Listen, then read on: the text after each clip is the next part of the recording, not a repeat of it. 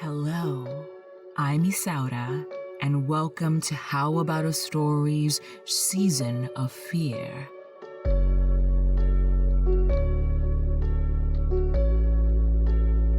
Where I take you down the road less traveled of unnerving twists and turns. These tales will crawl under your skin, seep into your brain, and turn your blood cold. We start with a tragedy that has been retold from generation to generation. Gather around, my friends. Grab your beverage of choice, your blankie if you need one for support, and be ready to be transported to a faraway place where creatures show their true colors to teach mortals how to morally conduct themselves. This is a tale of the Three Little Pigs by James Halliwell-Phillipps.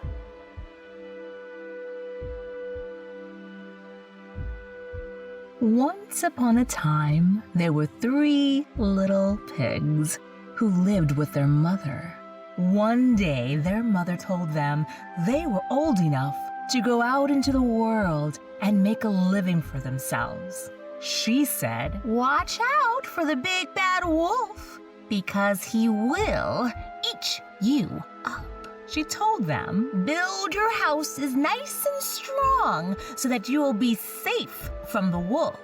Goodbye, my sons, and good luck." The 3 little pigs went their separate ways. The first little pig saw a man stacking straw. The first little pig asked the man, "May I have some of that straw to build a house?" The man agreed, and the first little pig built his house very quickly. It wasn't a very strong house. One day, the big, bad wolf came and knocked on the first pig's little door and said, "Little pig, let me come in." "Oh, no, I won't let you in, not by the hair of my chinny chin chin." "Well, then I'll huff, and I'll puff, and I'll blow your house down." So he huffed, and he puffed, and he blew the house down and ate the little pig.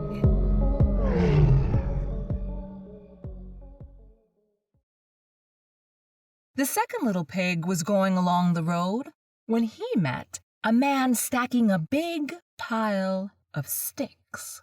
The second little pig asked the man, "May I have some of those sticks to build myself a house?" The man gave them to him, and the second little pig built his house of sticks. Then one day, the second little pig heard a knock at the door. It was the wolf, and he said, "Little pig, oh, little pig, let me come in." "Oh, no, I won't let you in, not by the hair of my chinny chin chin." "Well, then I'll huff, and I'll puff, and I'll blow your house down." So he huffed, and he puffed, and he puffed, and he huffed. Then he huffed, and he puffed, and he puffed, and he huffed, and then he blew the house down and ate the little pig.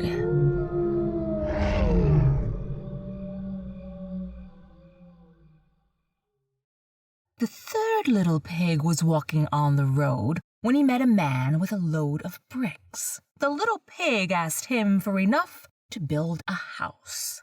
The man agreed, and the third little pig built a strong house of bricks. The wolf came by and knocked at his door and said, Little pig, let me come in. No, I won't let you in, not by the hair of my chinny chin chin. Well,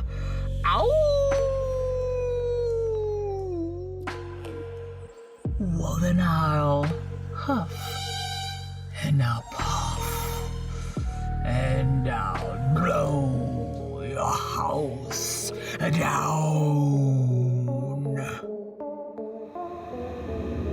So he huffed and puffed, and he puffed, and he huffed, and he huffed, and he puffed.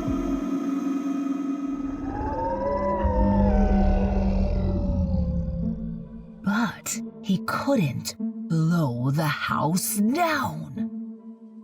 The frustrated wolf said, Little pig, I know where there's a nice field of turnips. Where? Oh, at Mrs. Smith's farm. We can go there together tomorrow at 9 o'clock. 9 o'clock, I'll be ready. The next morning, the pig got up early at 8 o'clock and went to Mrs. Smith's farm and got all the turnips he could carry and was home again before 9. The big wolf came by at 9 o'clock sharp and asked, Little pig, are you ready?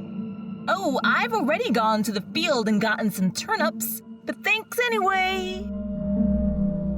This made the wolf very mad, but in a calm voice he said, Very well. Oh, by the way, I know where there's a nice, ripe apple tree. Where? It's in the orchard across the field. I'll come tomorrow at 8 o'clock, and we can do it together.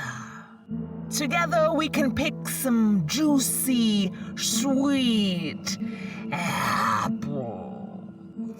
8 o'clock, I'll be ready. The next morning, the little pig got up at 7 o'clock, ran to the apple tree across the field in the orchard, climbed up the tree, and started picking apples. Suddenly, he saw the big bad wolf coming. The sneaky wolf said, How are those apples? Great! Here, catch one. And he threw it so far away that while the wolf was going after it, the pig jumped out of the tree and ran all the way home. Later on, the wolf came knocking and said, Little pig, there's a fair in town. Can I come by tomorrow at, let's say, 7 o'clock? And we can go there together?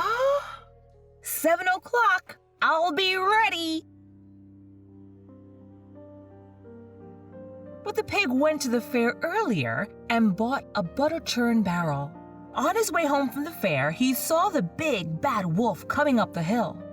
The little pig hid himself in the barrel, which accidentally fell over and rolled down the hill. It rolled so fast that it scared the wolf into running away. He didn't even get to go to the fair. The little pig ran home with his churn and was safe.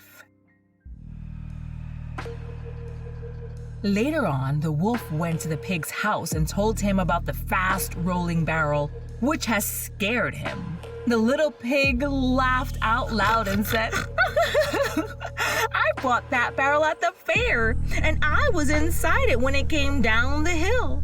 This made the wolf furious, and he said, "Little pig, that's it.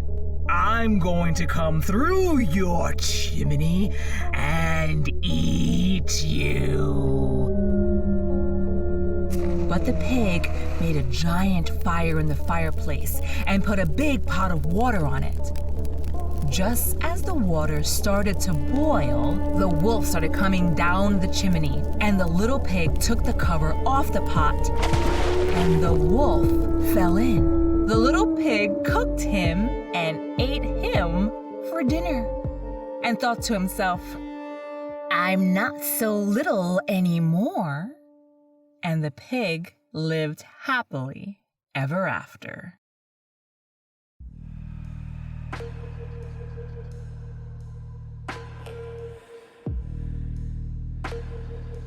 That was The Three Little Pigs by James Halliwell-Phillipps.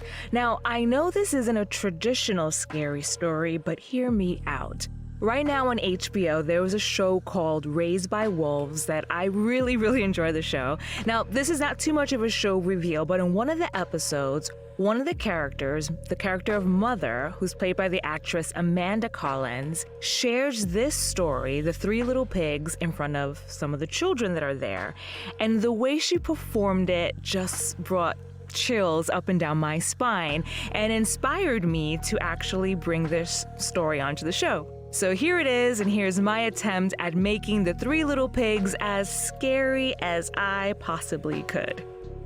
So what do you think?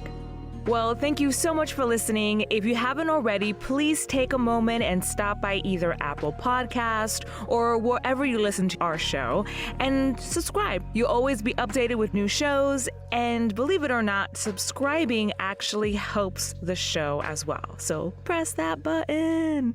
Anyway, thank you so much for listening. Again, this show was performed, edited, and produced by me, Isaura Vanegas. And until next time, my friends, what stories will you be getting into?